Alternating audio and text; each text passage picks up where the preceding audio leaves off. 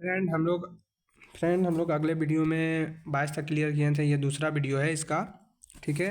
तो अगर आप पहला वीडियो नहीं देखें तो जाके पहला वीडियो देख लें, मेरे चैनल पे है, लिंक डिस्क्रिप्शन पे है, या फिर आप चैनल का फर्स्ट वीडियो देखिएगा तो मेरा यही इसी का पहला वीडियो है, उसको जाके देखिए, ठीक है। तो आइए 23 नंबर में हम लोग चलते हैं, ठीक है। जैसे लिखा हुआ जैसे बाड़ी लिखा हुआ है, जैसे बाड़ी काष्ठ ही काटे अग्नि न काटे कोई। जैसे बाड़ी काष्ठ ही काटे अग्नि न काटे कोई। पंक्ति में अग्नि किसका प्रतीक है? अग्नि किसका प्रतीक है? तो समझिए अग्नि किसका प्रतीक है। अग्नि आत्मा का प्रतीक है। किसका प्रतीक है? आत्मा का प्रतीक। या कि अग्नि, अग्नि को थोड़ा सा आप मॉडिफाई कर लीजिए अपने मन में, एक ट्रिक दे देते हैं, अंग मॉडिफाई करके अंग समझ लीजिए। अंगिनी, अंगिनी, अंग, अंग में क्या रहता है? छुपा आत्मा। अंग में क्या छुपा हुआ रहता है? आत्मा छुपा हुआ रहता है। तो बस इससे आपका कंफ्यूजन दूर हो गया। अंगिनी, अंग समझ लीजिए, यहाँ एक बिंदु समझ लीजिए, अंगिनी, अंगिनी यानी कि आत्मा, अंग में आत्मा छिपा हुआ रहता है, ठीक है। तो आगे बढ़ते फ्रेंड। मीरा ने अपने प्रेम बोली से कैसे फल की प्राप्ति की कामना व्यक्त की है? यानी कि क्या बोल रहे हैं, देखिए, मीरा ने अपने प्रेम बोली से कैसे फल की प्राप्ति की कामना व्यक्त की है।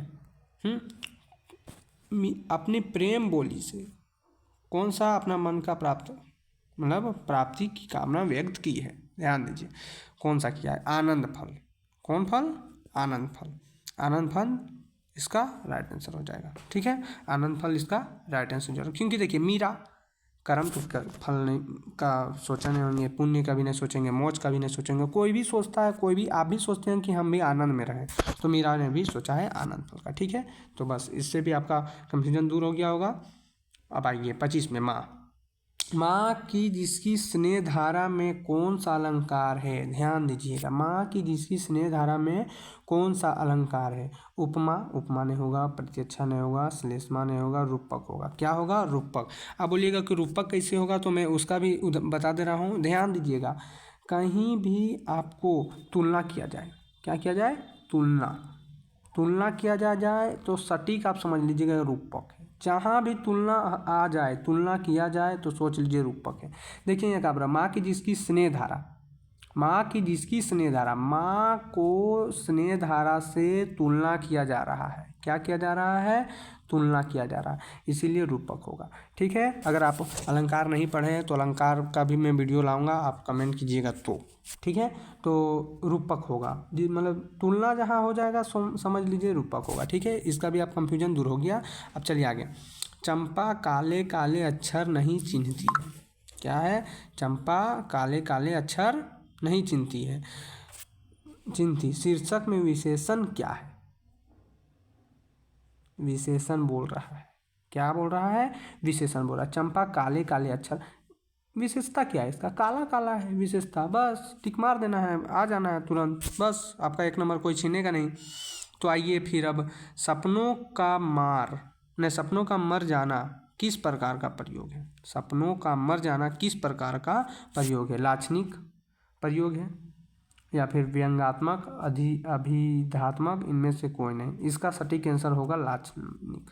लाक्षणिक इसका लक्षण है, सपनों में मर जाना, सपनों का मर जाना, ठीक है। समझ में आ गया? ठीक है, तो अब आगे बढ़ते हैं। अब देखिए इसको पढ़ लीजिएगा, हम आप लोग को ज़्यादा टाइम नहीं देना चाहते हैं। अगर आपको इसका होगा नहीं तो PDF दे देंगे, इसको पूरी पढ़ लीजिएगा, ठीक है। पढ़ लीजिएगा। प्रस्तुत, ध्यान दीजिए, प्रस्तुत पंक्तियों का रचयिता कौन? रचयिता कौन है?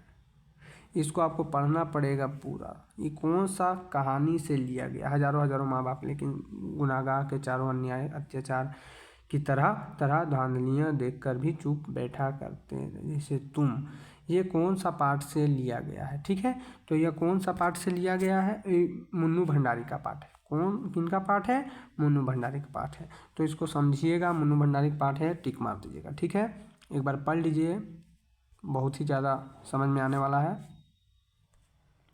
यहाँ वक्ता कौन है उसको पढ़िएगा, वक्ता कौन है तो पता चल जाएगा, रजनी।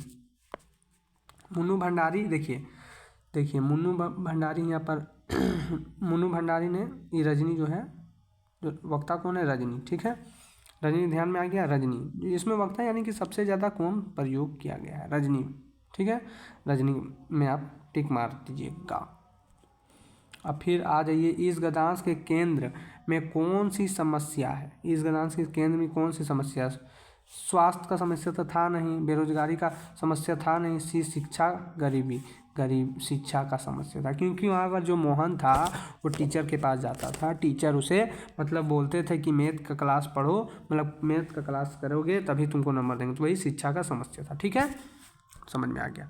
आप ध्यान दीजिए, इनमें से कौन सा विशेषता वक्ता के चरित्र की है? समाजवेशी, स्पष्टवादी, संघर्षशील, 31 का ये सभी टोटल डी हो जाएगा। ठीक है, तो चलिए आगे बढ़ते हैं क्वेश्चन की ओर।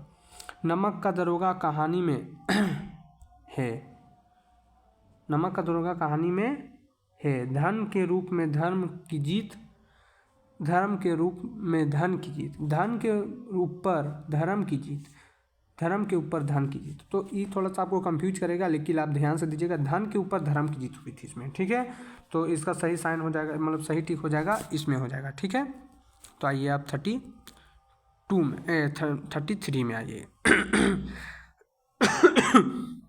सॉरी 33 में आ जाइए। मियाँ नसरुद्दीन एक मिनट, हाँ, मियाँ नसरुद्दीन किस विधा की रचना है? मियाँ नसरुद्दीन किस विधा की रचना है? जीवनी तो है नहीं, कहानी भी है नहीं, रूपांतरित नहीं है, शब्द चित्र है। ठीक है, शब्द चित्र इसमें क्लिक कीजिएगा। ओके, तो आइए अब, पथेर पांचाली फिल्म निर्माण के समय सबसे बड़ी समस्या क्या थी? उचित स्थान का अभाव, पात्रों का अभाव, समय का अभाव, धन का अभाव। तो इसमें तो हमको लग रहा है समय का भी अभाव नहीं था, सबसे ज़्यादा सटीक आंसर हमको लग रहा है धन का अभाव। ठीक है, धन का अभाव था उसमें, उसका पास पैसा नहीं था, तो इसलिए लेट से सब मतलब शूटिंग करता था वो। विदाई संभाषण पाठ किस वायसराय के शासन में भारतीय की स्थिति का खुलासा करता है? वेलेजली, बेटेन, कर्जन, हैसिटिंग। ठीक है, हैसिटिंग, तो इसका राइट आंसर हो जाएगा कर्जन का। ठीक है, कर्जन था उसमें विदाई संभाषण में। ठीक है, तो लेखन का भारत माता की जय से क्या अभिप्राय है? लेखक का भारत माता की जय से क्या अभिप्राय है?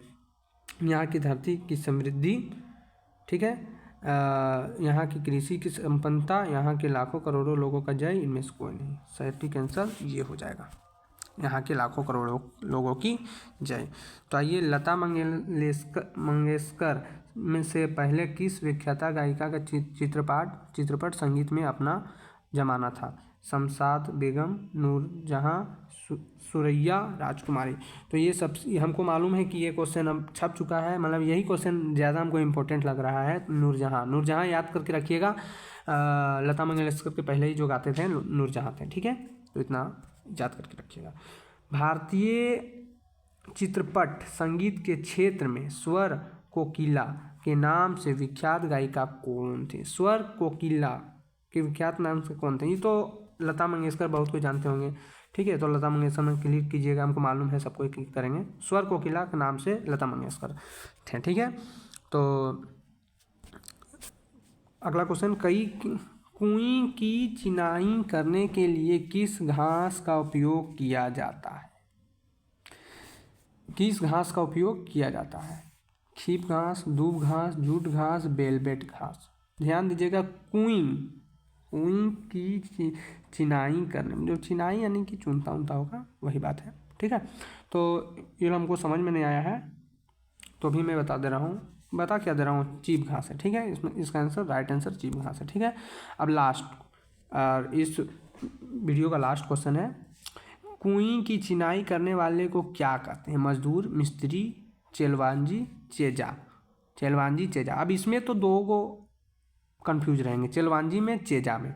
तो चेजा एकदम राइट नहीं होगा, चेलवांजी होगा। क्या होगा? कुई का चिनाई करने वाले को क्या कहते हैं? चेलवांजी। क्या कहते हैं? चेलवांजी। ठीक है, चेलवांजी में टिक मार दीजिएगा। तो अगर आपको वीडियो पसंद आए तो ये चैनल को सब्सक्राइब कीजिए, क्योंकि 11th का सबसे ज़्यादा इम्पोर्टेंट वीडियो आएगा, उसको जिसको आप देख लीजिएगा तो क्या मतलब एग्ज़ाम अच्छा ही जाएगा, इसीलिए पढ़िए लिखिए। थैंक यू फ्रेंड, वीडियो को देखने के लिए, वॉच करने के लिए। चैनल को सब्सक्राइब कीजिए।